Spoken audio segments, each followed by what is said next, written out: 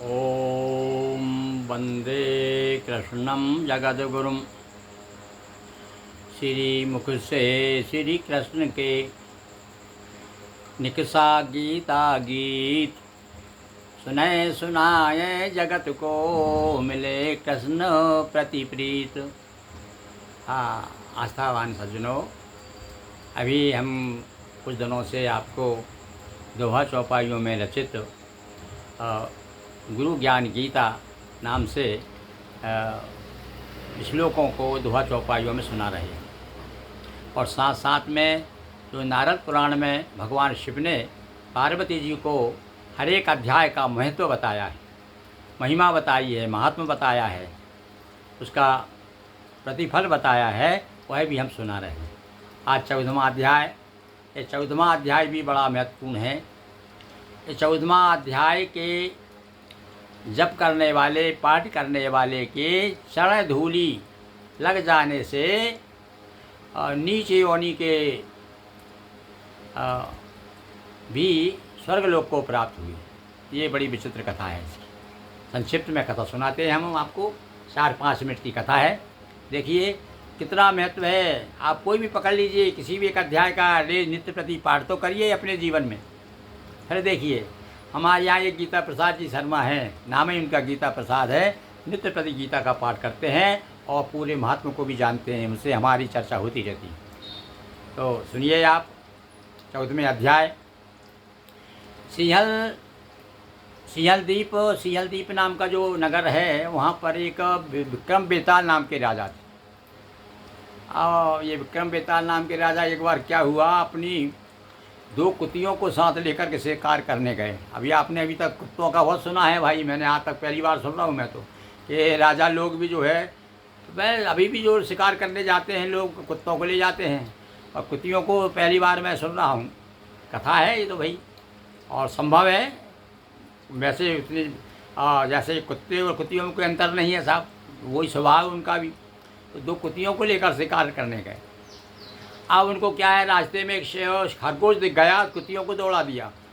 तो कुतिया दौड़ी साहब, खरगोश भागा जान लेकर के, पीछे पीछे कुतिया दौड़ रही है। और भागते जागते जागते जागते और घनघोर जंगल में एक वन था, वहाँ चले गए।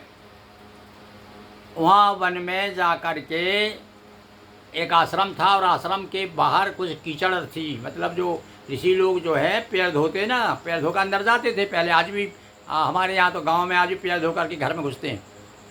तो जो उनके जो पैर की धूल जो कीचड़ थी, वहाँ जो जा कर के उसने, और भागते भागते घबरा गया वो खरगोश जो है, और जा कर के उसने प्राण त्याग दिए, मर गया वहाँ। और वो कुतिया भी पीछे पीछे गई, उसको भी कुछ कीचड़ के छींटे पड़े उसके ऊपर, केवल वो 2 को छींटे ही पड़े उसके ऊपर। इतना पड़ते ही और दोनों स्वर्गलोक को चले गए। अब राजा ने देखा कि हमारे सामने गंधर्व लोग आए लेने के लिए भाई, और उस पर विमान में बैठ के गए। अब तो राजा बड़ा चुप हो गया। उसने राजा ने पूछा कि महाराज ये कौन सा वन है, कहाँ का आश्रम है, कौन मुनि है, क्या उनका? ये वत्स नाम के हमारे गुरु हैं। तो शिष्य ने बताया, और बड़े ब्रह्मज्ञानी हैं, हमेशा अध्याय गीता के, श्रीमद् भगवत गीता के 14वें अध्याय का रोज़ पाठ करते हैं, ये उन्हीं की महिमा है। और हमसे भी क्या करते हैं, ये हमने भी अभी चरण धोए थे, हम उनके शिष्य हैं। पर देखिए आप ये भगवत गीता का प्रताप देखिए कि आपके सामने अभी देखिए। किंतु जब वो दोनों उसमें विमान में बैठ के जा रहे थे, तब वो शिष्य बहुत हंस रहा था। तो राजा ने पूछा कि महाराज ये तो ठीक है, ये इस भगवत गीता के 14वें अध्याय का महत्व है, पर ये आप हंस क्यों रहे थे? अरे वो मैं इसलिए हंस रहा था कि ये जो दोनों थे ना, ये भी पहले जन्म में महाराष्ट्र में एक प्रत्युतक नामक नगर है महाराष्ट्र में, वहाँ ये केशव नाम का ब्राह्मण था। ये कौन? खरगोश। और ये जो कुतिया जो थी ना, उस जन्म में उसकी पत्नी थी, और उसका क्या नाम था? और विलोबना नाम था।